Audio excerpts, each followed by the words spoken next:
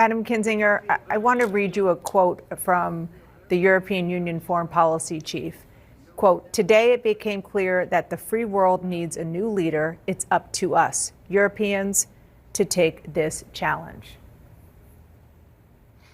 Yeah, look, let me be clear about something. No foreign leader should come and bow to the president of the United States. They lead a foreign country, a country that is sovereign, and especially a foreign leader that's in the middle of a war, frankly, standing in the gap.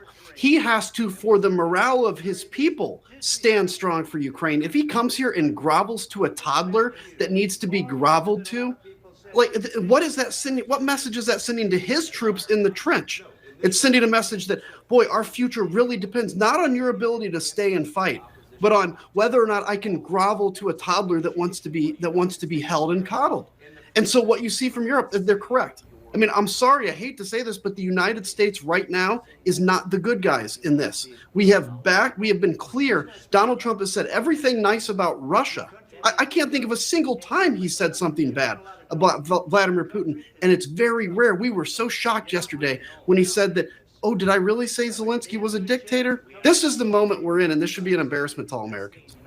You met with President Zelensky before he went to the White House today. What can you tell us about that discussion, and what did you think as you watched what happened next?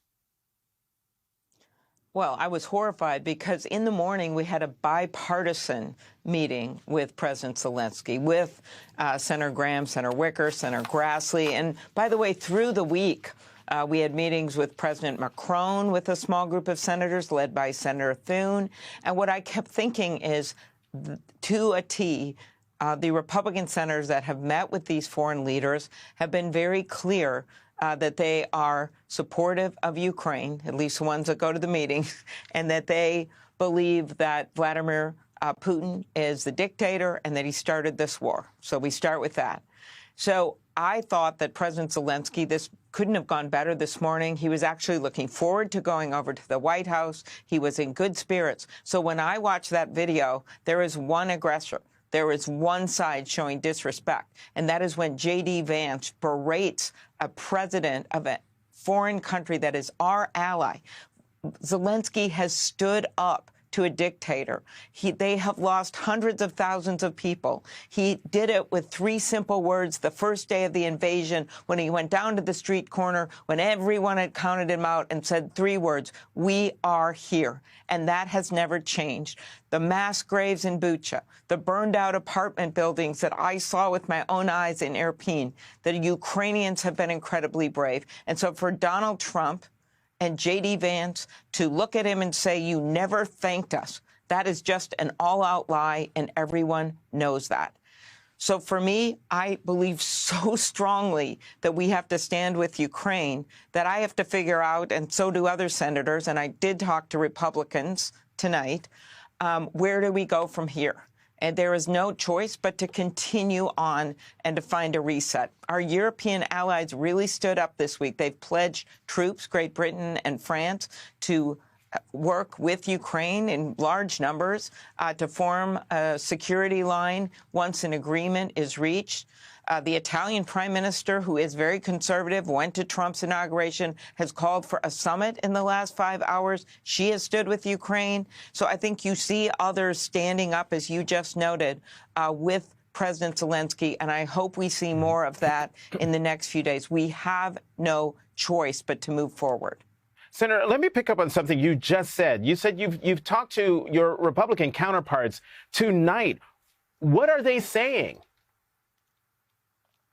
Well, there are, I've talked to two, and they would like to get this back on track. I don't think that they will be saying that publicly right now. I don't know when, but we really don't have a choice when dealing with Donald Trump. I listened to the entire Marco Rubio interview tonight, and while I completely disagreed with him as he berated again Zelensky, I just ask your viewers to watch that tape. Watch J.D. Vance's body language. Watch Zelensky saying, "Now, could I answer that? Do you mind?" He was also want to bring in the Democratic senator from Arizona, Mark Kelly, who met with Ukrainian President Volodymyr Zelensky just this morning. Senator, first of all, let me get your reaction to what you saw in the Oval Office? And did you have any inkling at all that, based on your conversation with President Zelensky, this could turn quite so contentious? I did, not from our meeting this morning, but Chris, let me just start by saying what a complete and utter mess. And this is a gift to Putin.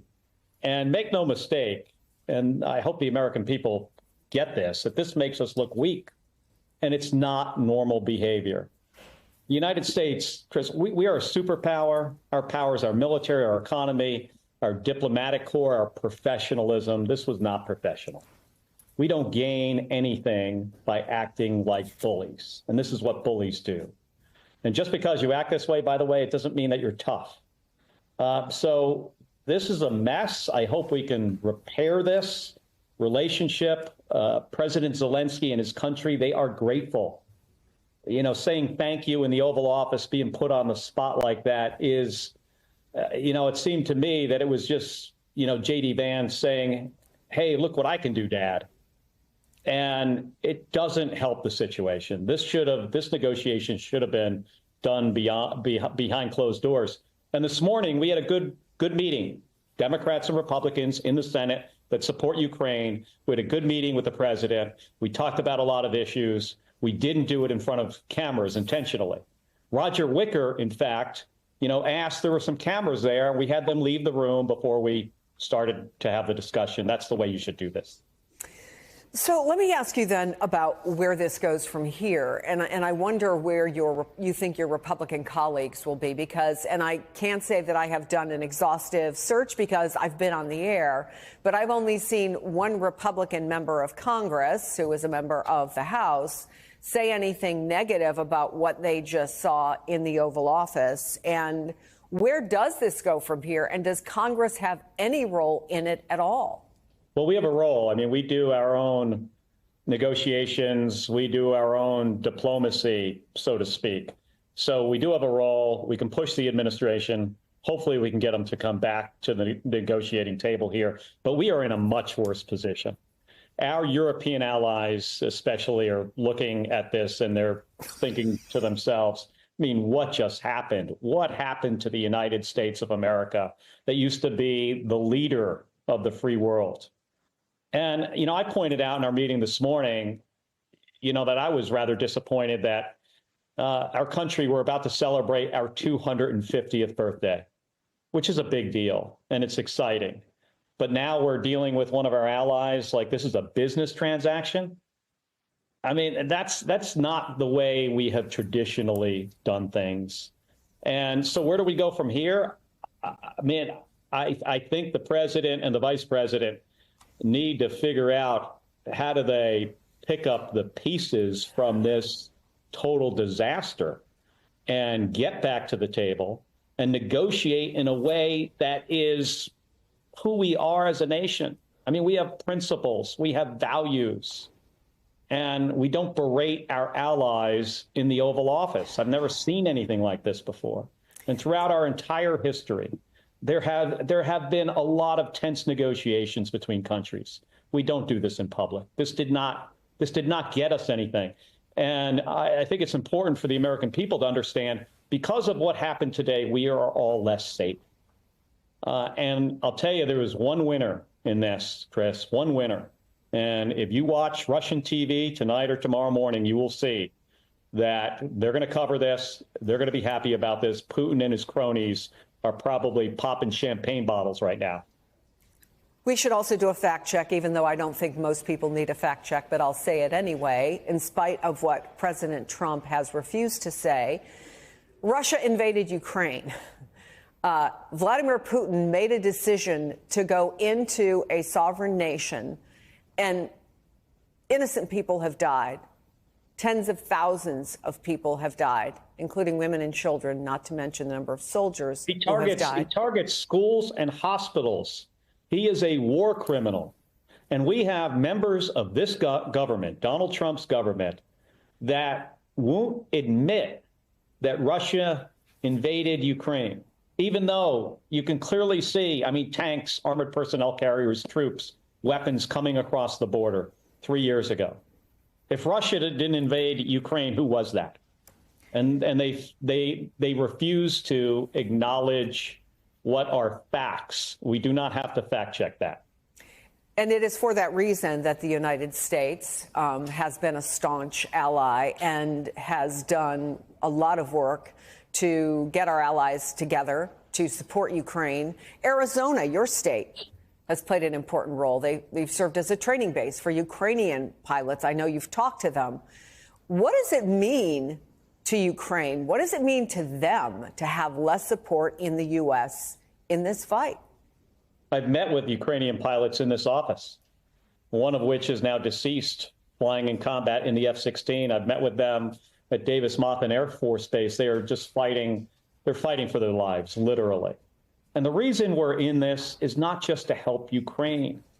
This is in our own national security best interests. This keeps us safer. Vladimir Putin wants to rebuild the Soviet empire. He has made that very clear.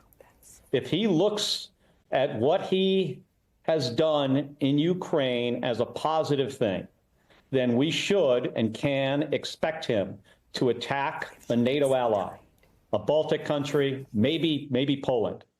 We talked about that with President Zelensky this morning. And if he does that, we have an obligation to defend them. Now, Donald Trump has dismissed our NATO obligation like it's somewhat optional. It is not optional. And having allies keeps us safer. It keeps our economy stronger. And what happened today makes us look weak. So, folks, guys, the pressure here is pretty telling. And I've shown you bipartisan approaches there, Republicans turning against Trump on this issue. And, of course, I showed you a clip. But you also have headlines here, headlines from various sources, even Fox, suggesting that the winner today, the only winner today, was Putin, right? And other, I guess, far-right elements around the world. Because America didn't win here. Americans are humiliated. And American allies are even angrier than they were 24 hours ago. And America is setting itself up for a scenario where, sad as it is, they're not going to have friends the next time they need friends. I'm sure they'll have some, I guess, maybe, but they won't have as many. And when America needs friends, and they knock on the door, no one's going to answer. And obviously, Ukraine doesn't win. Obviously, I don't need to say too much there. It's a cluster muck for them. But let's be clear. This is absolutely destructive. Republicans realize it. Not all of them are saying it. Most of them are cowards. But they all realize how bad this is. How bad it makes the party look. How bad it makes Trump and Vance look. How bad it makes America look. This is going to create a wound that may never, ever, ever heal.